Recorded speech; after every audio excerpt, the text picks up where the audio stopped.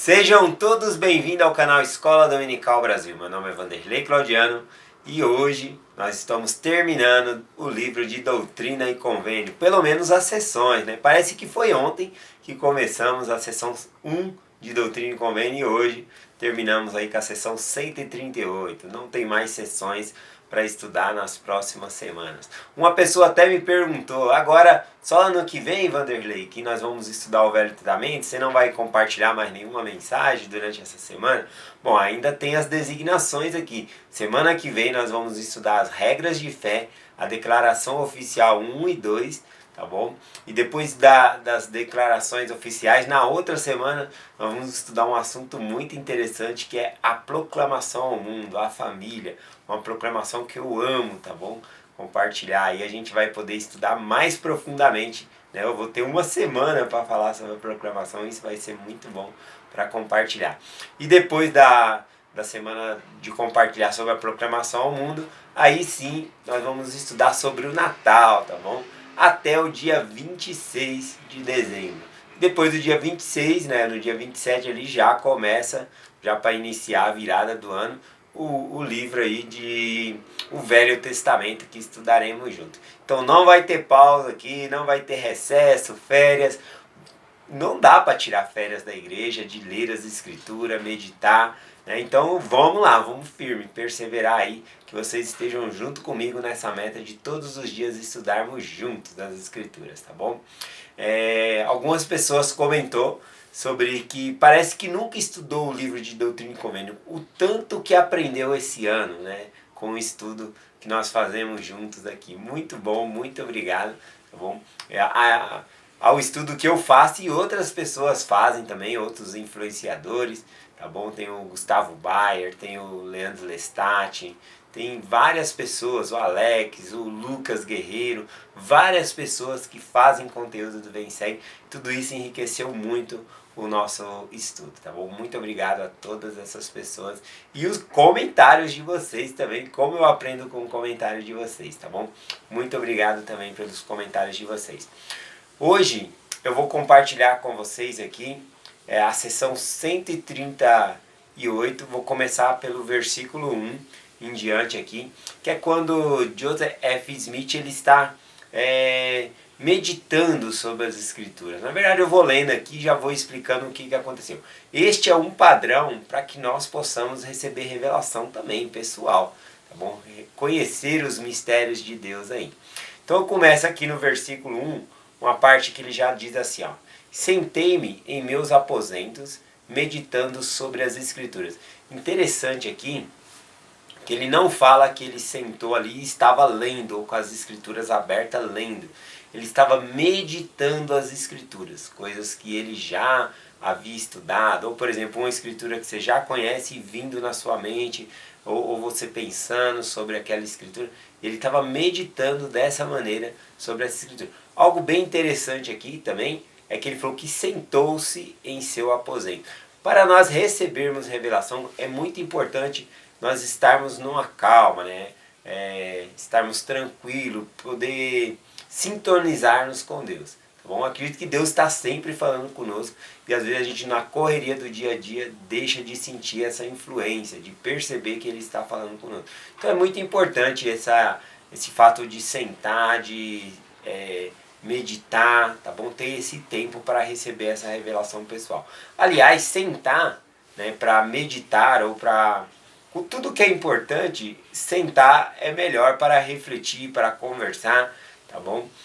Minha mãe mesmo, quando queria falar algo muito importante comigo, ela falava: meu filho, senta aqui, eu quero falar com você. Quando ela falava assim, era atenção redobrada, triplicada, né? Porque realmente ela ia passar ou um sermão para mim, né? Para mim algumas coisas, ou ia falar algo muito importante, né? Alguns caminhos que eu não deveria seguir. Sou muito grato por essas vezes e causou um impacto muito forte dela dizer: senta aqui, meu filho, né? Bom, a respeito desse sentar, para compartilhar com vocês a importância disso, já é um costume dos judeus. Olha só aqui em Lucas, capítulo 4, do versículo 16 em diante, né? Falando sobre Jesus Cristo. E chegando a Nazaré, onde fora criado, num dia de sábado, segundo os seus costumes, entrou na sinagoga e levantou-se para ler. E foi-lhe dado o livro do profeta Isaías.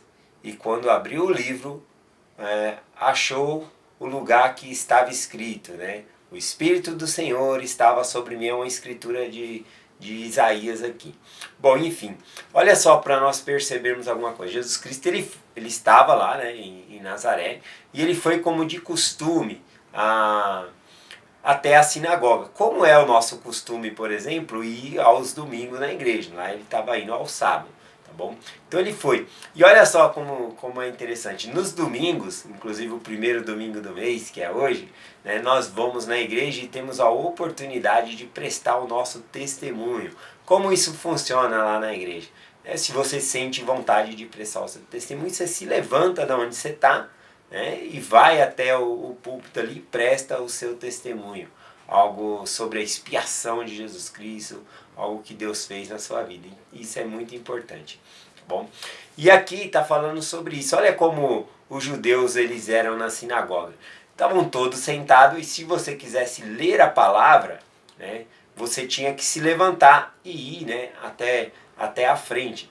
E ali, olha que interessante, tinha uma pessoa responsável ali que lhe passava o livro que você ia ler. Né? Não tinha tantos acesso como nós temos hoje às escrituras. Então foi passado a Jesus Cristo ali um rolo, né? Um rolo de escritura que era de Isaías. E aí ele abriu esse rolo e começou a ler ali, tá bom?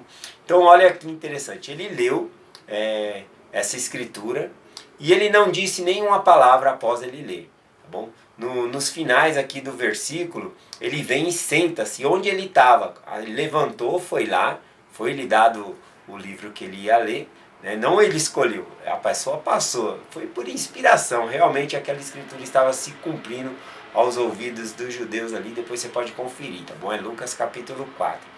Mas interessante que no versículo 20 e o 21 diz assim: e fechando o livro, tornando a dar ao ministro, assentou-se e os olhos de toda a sinagoga estavam fitos nele. Olha só, ele voltou e sentou no seu lugar e toda a sinagoga, né, toda a igreja, né, olhou para ele, ficou uns olhos fixos nele. Por quê? Porque é costume dos judeus, aquele que vai lá na frente e fala a palavra, quando ele senta ele vai se pronunciar. Eles não falavam em pé, né, quando eles estavam pregando ali. Então ele foi lá e sentou-se, né, porque era é algo de reverência, é algo de sentar, meditar. Então ele foi lá e sentou. E aí toda a sinagoga olhou para ele esperando o que ele ia falar. E aí ele disse no versículo 21. E então começou-lhes a dizer: hoje cumpriu essa escritura em vossos ouvidos.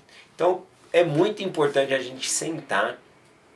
Podemos aprender isso com a cultura dos judeus, né? E Jesus Cristo mesmo, ele foi lá e sentou para explicar as escrituras. Quando ele ia lá no sermão da montanha, ele assentava, né? No barco, ele ia lá, mandava o barco se afastar, sentava no barco. Então é muito importante essa questão de sentar. E aí, voltando para a escritura aqui, o presidente Joseph Smith, ele disse o seguinte, né? Assentei-me em meu aposento meditando as escrituras. Então ele não estava, né? Eu acredito que ele não estava com as escrituras abertas. Ele estava meditando sobre as escrituras. Continuou falando assim: refletindo sobre o grandioso sacrifício expiatório que foi feito pelo Filho de Deus para a redenção do mundo.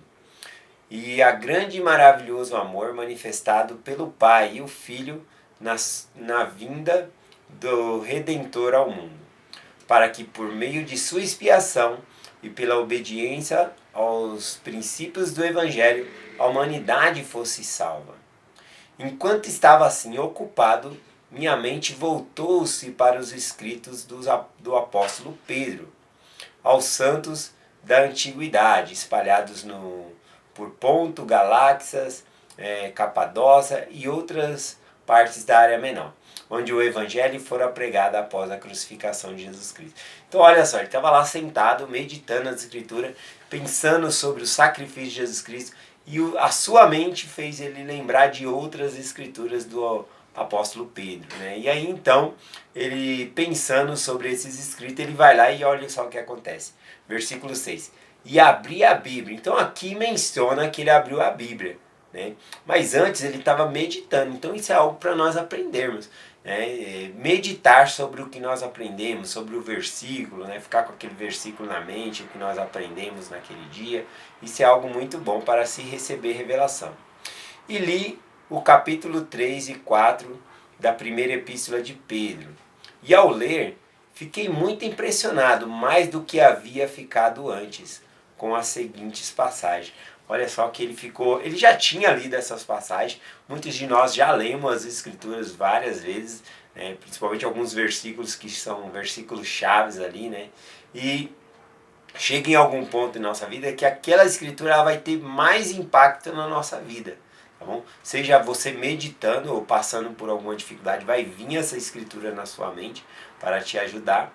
Ou quando você está lendo também, aquela escritura te impressionar de uma maneira que você não tinha percebido antes. Ou você aprende algo dentro daquela escritura que você não tinha percebido antes. Então é muito importante essa parte de meditar sobre as escrituras, tá bom? Passando para o versículo 11, diz assim: enquanto refletia sobre essas coisas, né, ele tinha acabado de ler o capítulo 3 e o 4 lá de 1 Pedro. E enquanto refletia sobre essas coisas que estão escritas, os olhos de meu entendimento foram abertos, e o Espírito do Senhor repousou sobre mim, e vi as hostes dos mortos, tanto pequenos como grandes. Né? Então, nesse momento, ele teve a grande visão ali do mundo espiritual, Jesus Cristo se apresentando no mundo espiritual ali, né? É uma coisa magnífica. Então, eu queria falar sobre esse padrão, de nós meditarmos sobre as escrituras. Tem outras escrituras que falam sobre esse padrão. Eu, por exemplo, sou muito grato em Alma, capítulo 40. Alma, ele queria saber algo do Senhor e ele pensou e pediu ao Senhor várias vezes para lhe revelar aquele mistério. E foi lhe revelado. E ele coloca em Alma 40 ali várias coisas que Deus revelou para ele, que está aberto para que nós, né? Ou seja, ele com tanto sacrifício para buscar, para entender, Deus revela a ele. E ele colocou tão facilmente para nós entendermos. Como o presidente Joseph F. Smith. Essa visão que ele teve aqui é em resposta a orações dele que era de 30 anos atrás. Né? Sempre esse assunto sobre o mundo espiritual estava presente na vida dele, porque ele já havia perdido 13 filhos, né? Perdidos não, né? Consertando a palavra aqui. 13 filhos já haviam passado para o outro lado do véu, estavam no mundo espiritual. Uma esposa dele também havia falecido. Então a mente dele se voltava para o mundo espiritual, a saudade dessas pessoas que ele amava, né? Os filhos, a esposa. Então essa sessão aqui, 138, veio depois de 30 anos dele estar perguntando ao Senhor sobre isso, e aqui nesse momento ele estava meditando essas escrituras. Olha que interessante. E aqui em Alma 40, versículo 3, diz assim: eis que ele efetuou a ressurreição dos mortos. Eis, porém, meu filho, que a ressurreição não é para já. Ele está falando que não é para já, porque aqui os escritos são antes da ressurreição de Jesus Cristo, tá bom? A alma aqui viveu anos e anos antes de Jesus Cristo ter vindo na carne e ressuscitado. Então a ressurreição não era para aquele momento. A ressurreição só era para depois que Cristo ressuscitasse, né? Sendo a primícia aí dos que dormem. Ele continua dizendo assim: ora, revelo-te um mistério, não obstante há muitos mistérios que permanecem ocultos, que ninguém conhece, a não ser o próprio Deus. Mostro-te, porém, uma coisa que indaguei diligentemente a Deus, para saber a respeito da ressurreição. Então ele tinha uma pergunta sobre a ressurreição, né, e ele indagou diligentemente até que Deus responde, e na sessão 40, aqui na sessão não, em Alma capítulo 40 ele responde, né, sobre várias coisas aí sobre a ressurreição. Algo que eu posso reparar também é que nós temos muito mais escrituras canonizadas, né, que falam sobre a ressurreição do que sobre o mundo espiritual. Isso é óbvio, né? Porque o mundo espiritual é apenas um espaço de tempo, é um espaço temporário na qual nós iremos viver. É o período aí entre a morte e a ressurreição. Né? Já não, a ressurreição, após a ressurreição, é a eternidade. Então, com certeza, é falado das promessas. Tudo. Então, vai ter muito mais coisa falando sobre a ressurreição. Tá bom? O último versículo que eu vou ler aqui é Moroni capítulo 10, versículo 3, falando novamente sobre esse padrão para nós recebermos revelação. Diz assim: eis que desejo exortar-vos quando lerdes essas coisas. Bom, Moroni está escrevendo isso aqui para nós, né? Já os nefitas já não existiam, ele era o último ali. Então ele estava escrevendo essas palavras porque o livro de Mórmon iria chegar a nós. Então ele diz essas seguintes palavras: eis que desejo exortar-vos quando lerdes essas coisas, caso Deus julgue prudente que as leais. E a vos lembrardes de qual misericordioso tem sido o Senhor para com os filhos dos homens, desde a criação de Adão até a hora em que receberdes essas coisas, e a meditar sobre isso em vosso coração. Ou seja, meditar as escrituras novamente, é para ler o livro de Mórmon e meditar o que aquilo está te ensinando, aquilo está te aproximando de Deus, como você está se sentindo. Então, meditar é a chave para receber a revelação. O Moroni aqui, né, ele dá um mandamento que, ao meu ver, é impossível de se cumprir. Né? Ele fala para nós nos lembrarmos de qual misericordioso tem sido Deus, desde a queda de Adão até o momento em que recebemos essas coisas, e essas coisas que ele está citando aqui é o livro de Mórmon. Então, e se for para mim parar para pensar aqui qual misericordioso Deus ele tem sido, né, desde a queda de Adão até agora, nossa, vai ser várias e várias vidas minhas aqui para me contar e eu não vou terminar. Né, porque Deus ele é muito misericordioso, ele sempre nos ajuda. A sua misericórdia está em toda a parte, no plano de salvação nosso. É o plano de misericórdia, né? O plano tem vários nomes. Eu gosto do plano também como o plano de felicidade. Eu amo falar do plano como o plano de felicidade. Mas também ele é o plano de misericórdia. Né? Então, a misericórdia está presente no plano de Deus. Não dá para nós ficarmos contar tudo, né? Lembrar de tudo que Deus ele falou. Sendo a misericórdia dele, desde Adão até a hora que recebemos o livro de Mórmon, é muita coisa. Né? Mas a gente deve meditar, como ele falou, né? Qual bondoso Deus ele está sendo. De também dar os escritos para nós aqui, o livro de Mórmon. Então, é algo bem interessante. Então, após meditar aqui, ele fala que nós devemos perguntar a Deus, em nome de Cristo, se essas coisas não são verdadeiras. Bom, e fala que pelo poder do Espírito Santo podemos saber a verdade de todas as coisas. Então é este o padrão que nós temos para receber revelação. Eu lembro quando eu saí da igreja ali, quando minha filha foi receber a bênção patriarcal, tá bom? E aí, ao vir no carro, tinha o Vinícius estava conosco, né? Aí a minha filha falou: eu sou da tribo de Dan.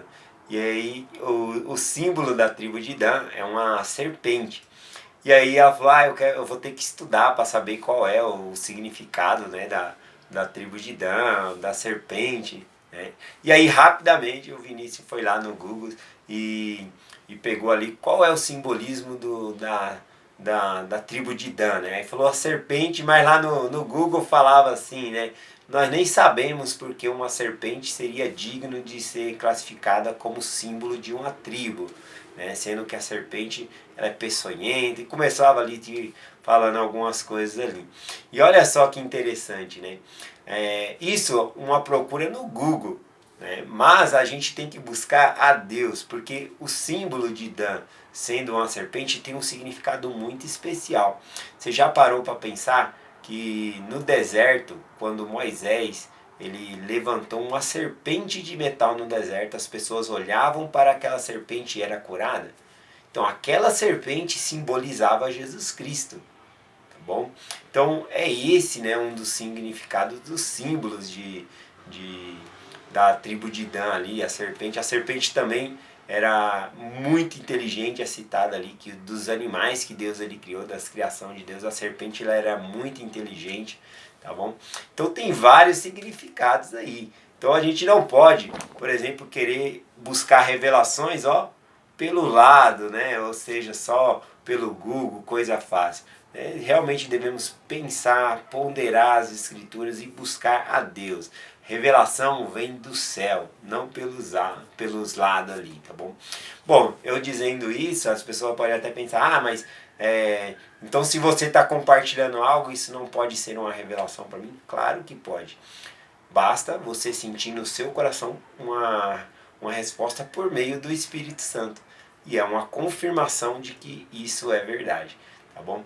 Então, muito obrigado por terem acompanhado a mensagem comigo. Todos os dias estamos juntos aqui.